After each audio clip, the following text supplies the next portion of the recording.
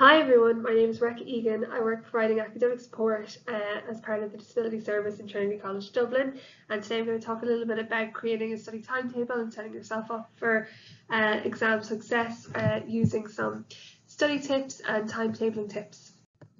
So first of all, just to kind of start with a brief discussion of exams, why we do exams, why colleges put exams on. It's really important to remember that examiners don't want you to fail. Exams are used as an opportunity to show what you know and not a chance to catch you out. So just to talk a little bit about some factors that are conducive to study and to doing good study. First of those are routine. So routine involves what time you wake up at, what time you sleep at, what time you'll eat, but it also includes time for studying and, as importantly, times that you're not studying. So these are all the things that we'll include in the study timetable that we talk about a little bit later. Again, timetables. So these help to organise your time, help you to plan your breaks, and to allocate time well when you have multiple subjects competing for your kind of attention and for some time in order to prepare for multiple exams.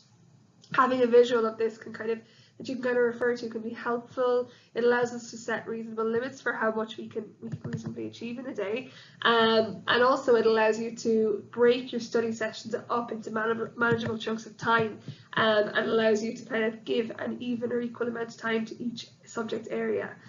Then it's really helpful to know your time. So what I mean by this is to know the time that's beneficial for you to try and study.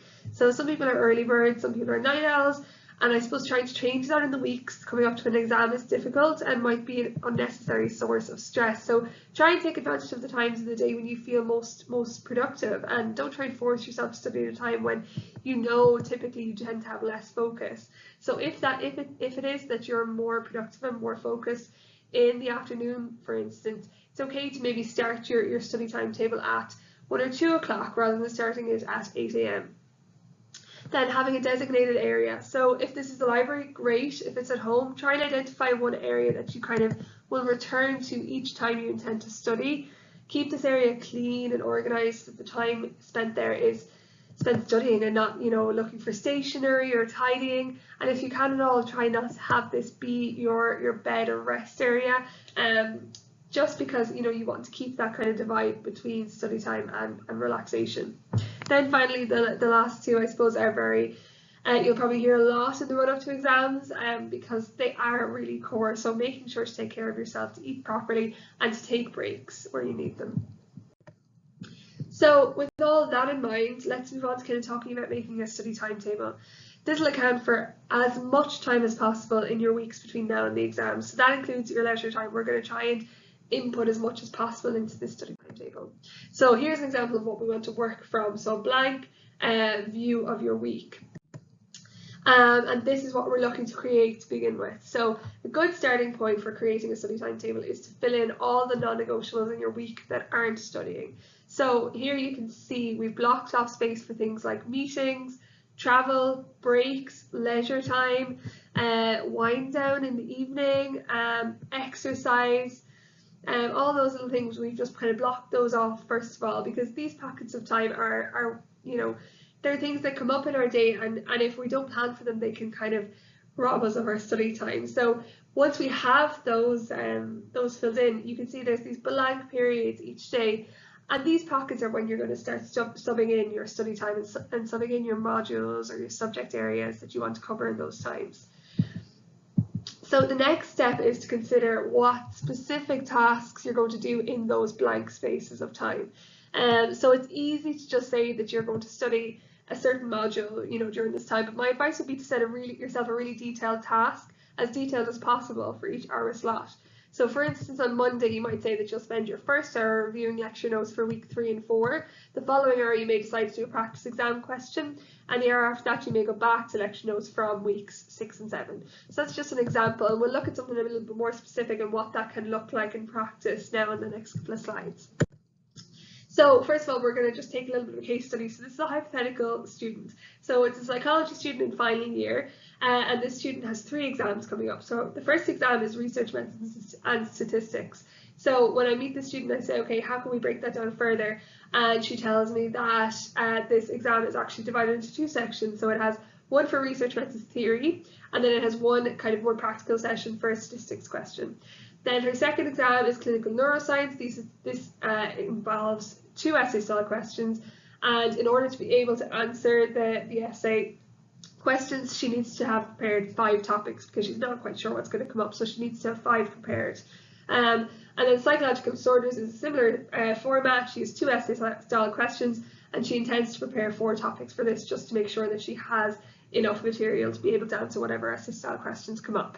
So it's really important to take some time to think about the breakdown of material that you need to cover in preparation for the exams. And we're going to use this student example here to fill in the timetable that we looked at before. So using the subject breakdown that we saw on the previous slide, we've just slotted in study time for each of those topics into the timetable that we made up already.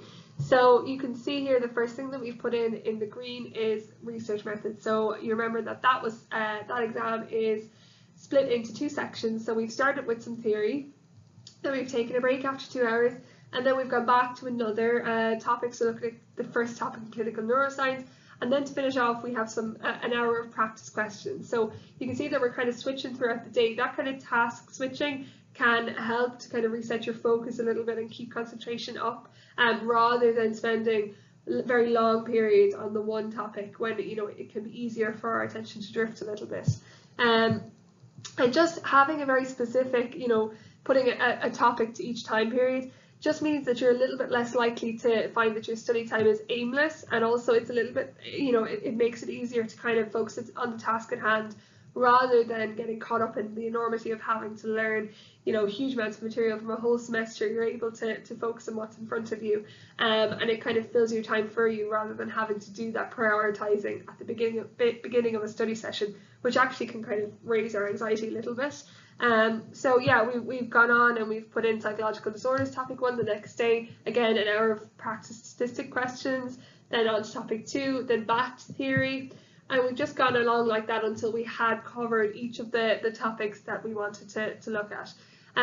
You'll see as well here, in this timetable we've included time for leisure, free time in the evening that has nothing in it, so that's can either be used if you're kind of a little bit behind in the study that you're supposed to do during the day, or it can be used then for leisure time, for social time, whatever it is that's coming up for you.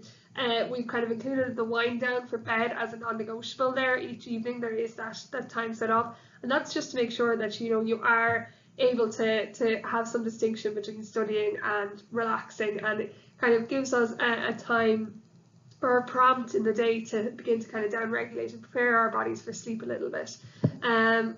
Obviously here there are some chunks of the study time that are a little bit longer, so there's a couple of 4-hour chunks, so we're going to talk about some ways of breaking those up a little bit in order to help sustain our attention in the coming slides.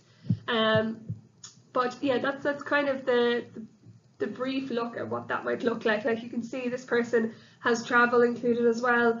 Things like part-time work that is, it's going to pop up, and I suppose by putting it into the timetable, you're ensuring that it's not eating into your study time.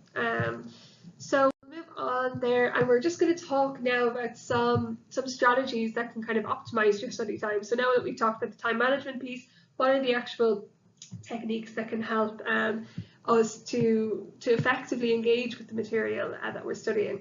So we're going to talk about active reading, the 5 hours, and the Pomodoro Technique. So the first one here, active reading, or the KWL technique.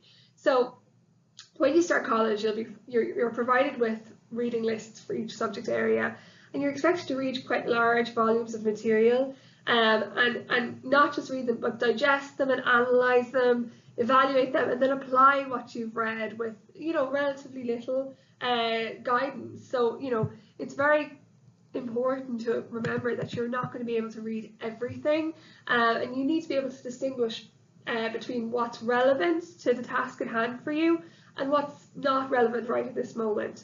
And in order to do this, you need to be able to learn kind of active reading skills. So this involves kind of taking the time before you begin to read a piece of information to jot down very briefly, like it can be just bullet points, but writing down what do I know currently about this topic.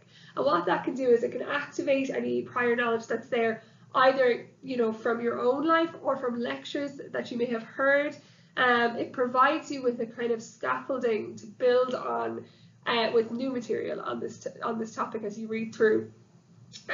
So taking a few moments just to jot down what do I know at present, then taking another couple of not even minutes, seconds, just to write down what it is that you want to find out from this piece of information. So this piece of information might be lecture notes, it might be, you know, a journal article that you want to bring into it and answer in the exam, but just jotting down those few bits of what do I want to know sets a purpose for the reading, and it allows you to very quickly zone in on the information that you need from this reading.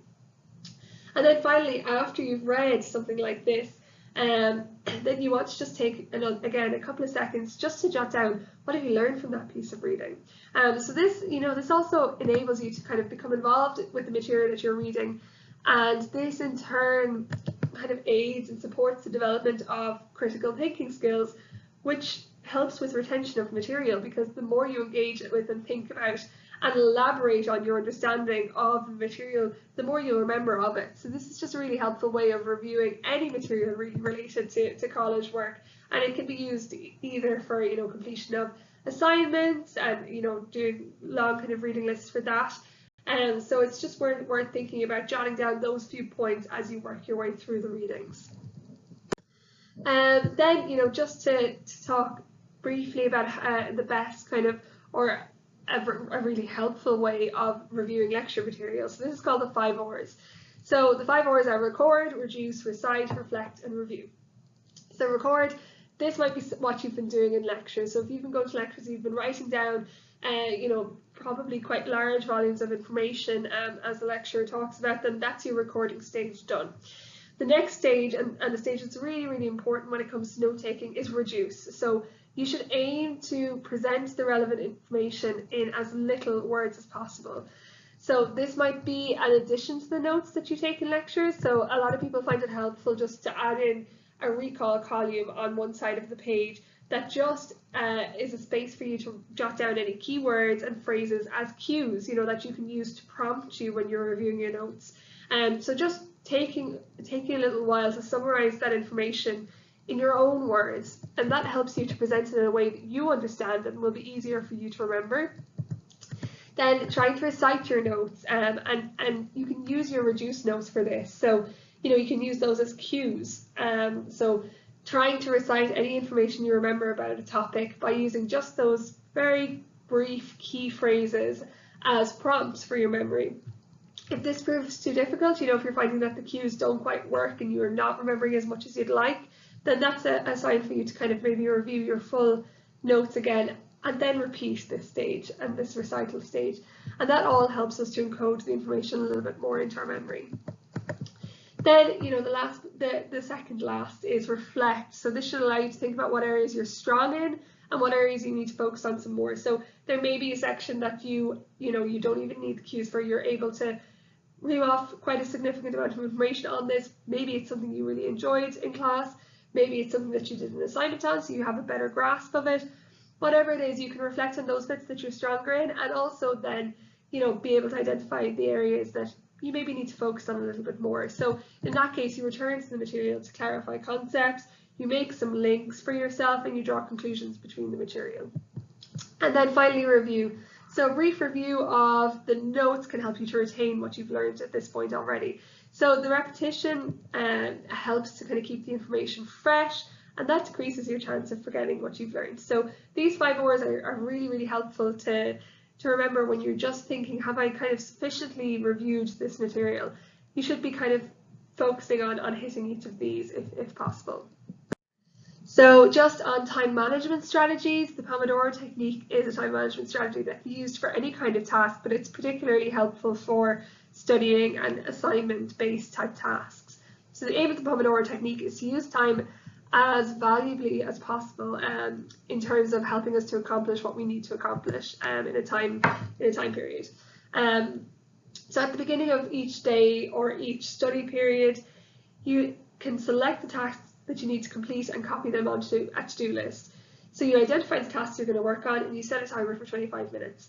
This 25 minutes should involve working on this task that you've identified with no distractions. So putting the phone on flight mode, trying to just do 25 minutes of uninterrupted work, and end the work when the timer rings, and take a 5-minute break. That 5-minute break might involve listening to music for 5 minutes. You may get up and walk around, you may get a cup of tea, whatever it is, but taking the 5-minute break.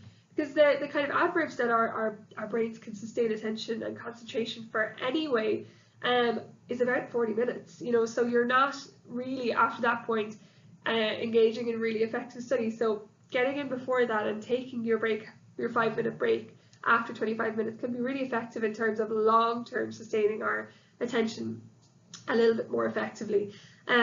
So after doing 5 or 4 what we call Pomodoros, so after doing 5 25-minute slots with 5-minute breaks in between, we then would advise kind of taking a longer break, so 20 to 30 minutes. So that might be when you go get a coffee with a friend, you maybe might go and have some lunch, whatever it is. But this just can really help, you know, particularly when we saw in the timetable those 4-hour slots. The Pomodoro Technique is really what will come in handy there, just to break up those slots a little bit more, so that you're not sitting down and feeling like you have to sit in the one place doing the one thing for 4 hours, because that's very challenging.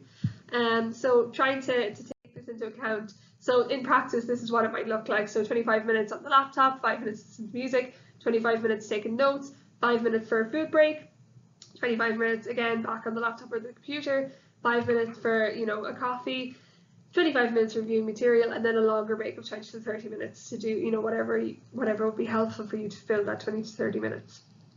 So some of the aims of the Pomodoro Technique, kind of mentioned them, but just you know, it enhances focus and concentration by cutting down on interruptions. It increases your awareness of your decisions. So, you know, in doing this, you become aware when you become distracted during those 25 minutes, whether it's by your phone, by notifications on your laptop, something like that. And it just makes us a little bit more mindful of how we're using our time. It boosts motivation and keeps it a little bit more constant. It bolsters the determination to achieve your goals, and it overall has been found to improve your study process. So just to let you all know, there is an online version of this timer which you can download as a desktop app, and this helps to kind of externalize the timing, makes it easier to stick to, and also means that you're not timing yourself on your phone, which can sometimes lead to difficulties in terms of distraction. So this can be really, really helpful, and you can add in the tasks on the app itself, and it allows you to make your own to-do list. So that's something worth looking into. So then just a couple of points on supporting your executive function when studying. You know, it's easy to tell ourselves that we'll study once we get the motivation, but the reality is motivation is often found externally. So try and set external rewards for each small piece of work you complete. This might be as simple as, you know, a cup of tea after I complete this bit of work. I'm going to listen to a song after I complete this bit of work. I'm going to watch a short episode of something once I complete this bit of work. You know, trying to build in those external rewards as incentives throughout your day.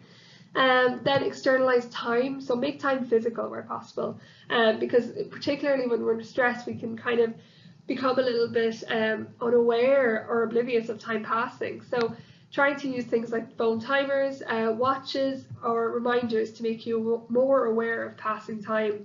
And, you know, it kind of supports you to engage in good time management when studying. And then externalize organization. So create visual systems, for example, planners, calendars, and to-do lists, and that's what we've kind of talked about already. Use highlighters to provide kind of visual prominence to key information in readings and notes. And yeah, just overall, I suppose any information that you don't necessarily need to hold and carry yourself, trying to externalize that in an effective way, so that you're putting kind of your executive function under less pressure, really. And then managing your environment. So how distracting is your place of work, and what can you do to change that? So thinking about moving your desk away from windows. In the library, sit away from areas where people are likely to kind of congregate and chat, or even trying where you can to sit away from areas where people are passing in and out, because that can be very distracting. Set notification blocks on your phone and your computer so that material unrelated to your study isn't kind of popping in and distracting you. Putting your phone in silent or flight mode, and, you know, kind of setting times during the day when you can look at it and reply to messages. And then, you know, maybe considering using things like noise cancelling earphones just to block out that external distraction. Then just to mention some things to check before your exam, knowing these kind of well ahead of time will reduce the likelihood of panic on the morning of. So checking out your exam venue, the time your exam starts, the time you need to be there at in order to kind of get settled.